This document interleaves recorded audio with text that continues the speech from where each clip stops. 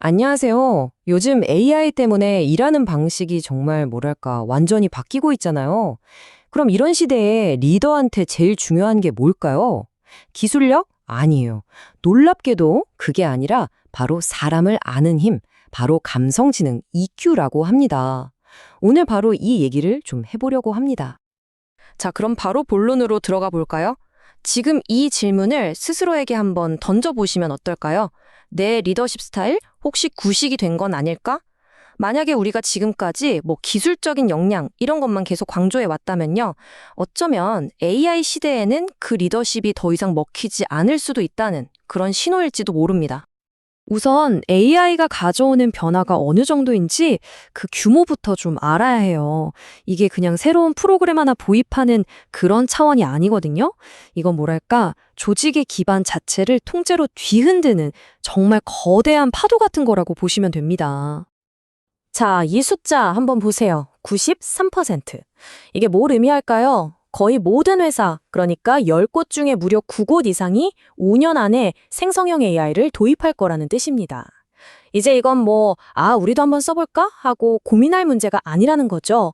이미 우리 코앞에 닥친 피할 수 없는 현실이 된 겁니다. 여기서 핵심이 바로 이건데요. AI는 더 이상 우리가 예전에 쓰던 엑셀이나 파워포인트 같은 그런 단순한 도구가 아니에요. 이제는 엄청나게 똑똑하고 일 처리도 빠른 신입사원 같은 새로운 동료가 생긴 거나 마찬가지입니다. 그러다 보니까 우리 역할도 당연히 바뀌어야겠죠? 예전처럼 하나부터 열까지 직접 다 하는 실행자가 아니라 이 새로운 동료한테 방향을 딱 제시해주고 그 결과를 감독하는 전략적인 감독관이 되어야 한다는 거죠. 그런데요, 이 엄청난 변화를 막아서는 가장 큰 벽이 뭔지 아세요? 놀랍게도 기술이 아닙니다. 바로 우리, 사람의 마음속에 그 장벽이 있다는 거죠. 디지털 전환을 이야기할 때 흔히 이 다리 3개짜리 의자에 비유를 많이 하거든요. 보시는 것처럼 사람, 프로세스, 그리고 기술. 이 세 다리가 균형을 딱 맞춰야 의자가 안정적으로 서 있을 수 있겠죠? 이 문장이 참 많은 걸 말해주는데요. 사실 가만 보면 저 세 다리 중에서 기술이라는 다리가 제일 튼튼할 때가 많아요. 진짜 문제는 기술이 아니라 다른 데 있다는 얘기입니다. 바로 이 사람이라는 다리. 이게 제일 쉽게 흔들린다는 겁니다. 왜냐고요? 변화가 두렵고 새로운 기술은 낯설어서 저항감이 들고 또 조직 내에 서로 믿음이 부족하고 바로 이런 인간적인 문제들이 전체 시스템을 와르르 무너뜨리는 가장 큰 원인이 되는 거죠. 그렇다면 말이죠. 이렇게 흔들거리는 사람이라는 다리를 어떻게 하면 튼튼하게 만들 수 있을까요? 그 해답이 바로 감성지능, 즉 EQ에 있습니다. 자, 이 표를 좀 보세요. 이거 정말 흥미롭지 않나요? 예전에는요, 머리 좋은 리더, 그러니까 IQ 높은 리더가 최고였어요. 문제를 날카롭게 분석하고 해결하는 능력이 진짜 중요했죠. 근데요, 이제는 AI가 그 역할을 상당 부분 대신 해주잖아요? 그러니까 이제는 팀원들의 마음을 얻고 신뢰를 쌓는 EQ 높은 리더가 조직의 성공과 실패를 가르는 핵심 열쇠가 된 겁니다. 67%? 와, 리더에게 필요한 능력 중에 3분의 2가 바로 EQ라는 거예요. 다시 말하면 기술적인 능력보다 사람을 이해하고 관계를 맺는 능력이 무려 2배나 더 중요해졌다는 뜻입니다. 이거 정말 놀라운 변화 아닌가요? 이건 더 놀랍습니다. EQ가 높은 리더가 복잡한 팀 문제를 해결할 때 말이죠. 그렇지 않은 리더보다 성과가 무려 9배나 높대요. 9배. 이건 그냥 좀 더 잘한다 이런 수준이 아니죠. 거의 다른 차원의 능력이라고 봐야 합니다. 자, 이제 EQ가 왜 중요한지는 확실히 알았네요. 그럼 이걸 도대체 어떻게 실전에서 써먹을 수 있는지 구체적인 방법으로 한번 넘어가 보겠습니다. 우선 개념부터 확실히 잡고 갈게요. 다니엘 골먼이 말한 EQ는요, 그냥 착한 사람이 되라는 게 절대 아닙니다. 이건 내 감정과 다른 사람의 감정을 정확하게 읽어내고 그걸 바탕으로 긍정적인 관계를 만들고 더 나은 결과를 만들어내는 아주 전략적인 능력이라고 할 수 있어요. EQ는 크게 이렇게 4개의 기둥으로 이루어져 있어요. 모든 것의 시작은 나를 아는 것, 바로 자기 인식입니다. 내 감정이 지금 어떤지 알아야 자기 관리도 할 수 있겠죠?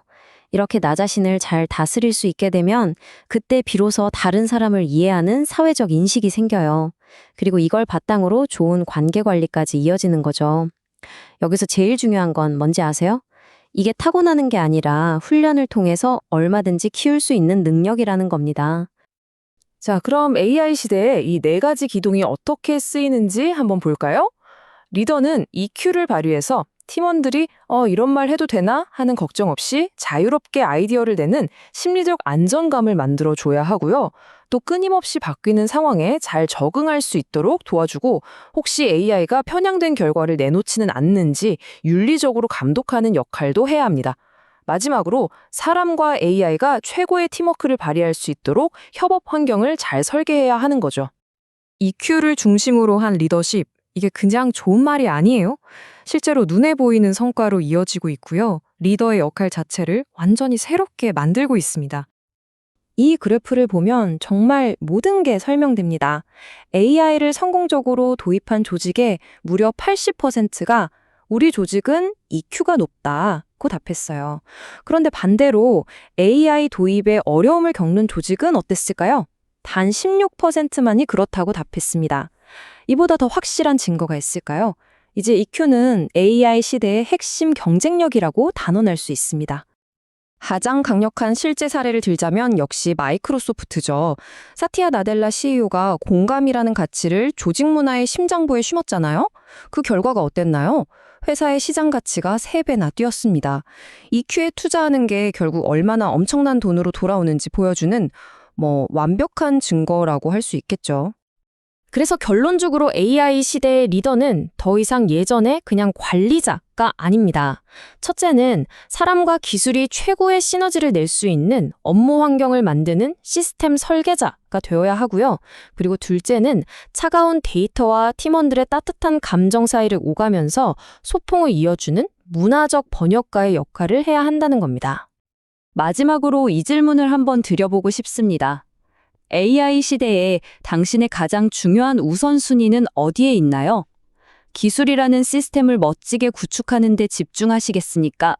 아니면 결국 그 시스템을 움직일 사람을 키우는 데 집중하시겠습니까?